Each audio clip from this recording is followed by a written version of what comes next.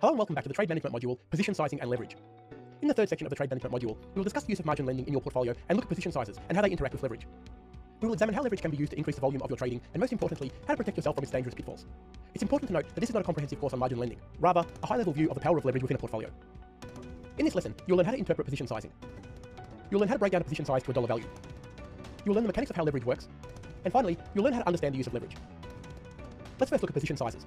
Once you have carried out your trading analysis and decided where you think the market is going, you need to make one of the most important decisions in the whole trading process. How much should I invest? Choosing the correct position size for your trade is an extremely important cog in any trading plan, as it is this decision that ultimately separates professional traders from the rest. If you don't get this part of the process right, it makes little difference how solid your trading plan is, or indeed, where you place your stop loss and take profit levels. Many traders make the mistake of just purchasing a round number of shares without actually calculating the size of this position relative to the overall account balance. As an example, a trader may elect to buy 1,000 shares of BHP at $38, which works out to be a total of $38,000 excluding brokerage. This transaction would be perfectly fine if that was their ideal holding, but what if this trader only wanted to take a 10% position in BHP relative to their overall account balance of $100,000? Calculating your ideal holding is a simple process, as you can see in the example on the screen. Our trader wants to invest $10,000 or 10% into BHP at $38 per share, so they simply divide $10,000 by $38, which equals the total share volume of 263.16.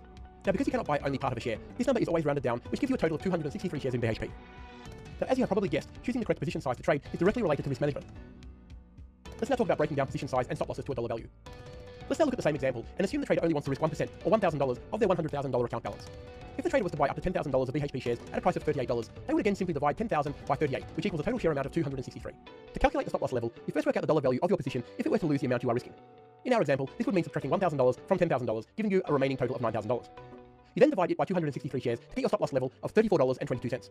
If the share price in BHP drops down from where it was purchased at $38 to $34.22, the trade would be closed at a loss of around $1,000. It is important to note this example does not factor in any associated brokerage costs, as fees are dependent on volume and are subject to change. Let's now talk about the mechanics of leverage. One of the biggest advantages of trading share markets is the leverage that is available to traders. Traders who are approved to operate a margin facility have a distinct advantage in terms of how many shares they can control with their account balance. The amount of leverage available is specific to which shares you choose to trade. Generally, most of the blue chip shares on the ASX exchange have a lending ratio of 70 to 80%. Referred to as the loan-to-value ratio, also known as LVR, this is the amount the loan facility will allow a trader to borrow. This means that if BHP has an LVR of 80%, the margin loan facility will loan up to 80% of a position in BHP, with the trader's balance funding the rest. As an example, if you wish to enter a position in BHP to the value of $100,000, you will need $20,000 of your own money, and the margin lending facility will loan you the $80,000 that makes up the rest of the balance. To put this into context, let's look at the previous example to explain what this means to your required trading balance.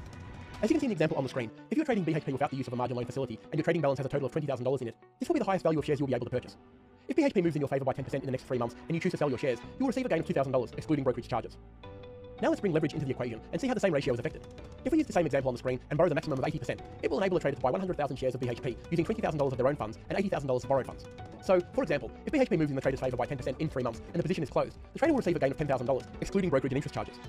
As you can see in the example, even after a nominal interest rate of 6% per annum is deducted for the holding period, the gain is substantially more than the previous example, which used no leverage and had the same market movement. A realised gain of $8,800 equates to a profit of 44% based on your own funds of $20,000. It should be easy to see why the power of leverage gives traders the ability to hold considerably larger positions with relatively small balances, which is why traders are so attracted to this type of trading tool. Now let's take a look at leverage in action.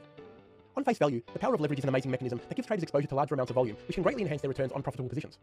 Of course, the opposite is also true. The power of leverage also greatly enhances trading losses when the markets move against them. Let's look at the same example, but with the share price of BHP falling 10% over the period. A realised loss of $11,200 equates to a loss of 56% based on your funds of $20,000. The key to using leverage to your advantage is to have a complete understanding of your current positions and how these positions change as the market moves both in your favour and against your position. In order to maintain this control, there are 3 terms that you need to become familiar with: base LVR, buffer LVR, and margin call LVR. The base LVR is the maximum leverage level that can be reached on your margin loan facility based on the weighted average of the LVRs of the shares that you hold in your portfolio. Base LVR is effectively the maximum loan amount available based on your portfolio. Acting as a warning signal, the buffer LVR is designed to give a trader the opportunity to adjust positions and reduce the amount of leverage prior to the account triggering a margin call. Most margin loans have what's called a buffer between the base LVR and the margin call LVR, as we can see in the example on the screen. This buffer is usually a 5 to 10% allowance above the base LVR to allow for small fluctuations in the market without triggering a margin call. It is not compulsory for a trader to act when an account is in buffer, but at the very least, an action plan should be put in place to deal with any further decrease in the portfolio's value. Practically, you should not leverage your portfolio near the base LVR, as the further away you are, the less likely a margin call will occur. A margin call occurs when the value of the shares held in a portfolio decreases to a level where the current LVR reaches a margin call LVR. Unlike reaching a buffer level, the trigger of a margin call requires immediate action by the trader to bring the current LVR back below the base LVR. There are a number of ways that this can be accomplished, with the most popular being the deposit of extra funds to the account or selling down some of the shares in the portfolio. Extra funds can include cash or additional acceptable security as collateral. Depositing extra funds into the portfolio decreases the current LVR, and when the deposit is large enough, the current LVR will once again be lower than the base LVR, effectively taking the account out of margin call. Selling down existing shares also reduces the current LVR because the shares are partly held as margin, and closing these positions effectively reduces the margin amount. A margin call is a serious situation that requires immediate action by the trader. If within 24 hours of receiving a margin call notice, no action is taken by the trader, if the market has not improved, the loan provider may execute their right to sell down the portfolio to an appropriate level without giving any further notice. Using appropriate risk management techniques is always an important factor when trading any instrument, but it is especially important when leverage is introduced to a trading strategy. The increased exposure can work for or against you, but if you have the right risk management process in place, this fantastic tool can greatly enhance your ability to reach your trading goals. In this lesson, we've learned how to interpret position sizes. We learned how to break down a position size to a dollar value. We learned about how the mechanics of leverage works. And finally, we learned how to understand and use leverage. This concludes section 3 of the trade management module. In the next section, we will look at the psychology of trading. It is one of the most important factors of any successful trader, and is a non-negotiable element of all trading plans that stay the distance.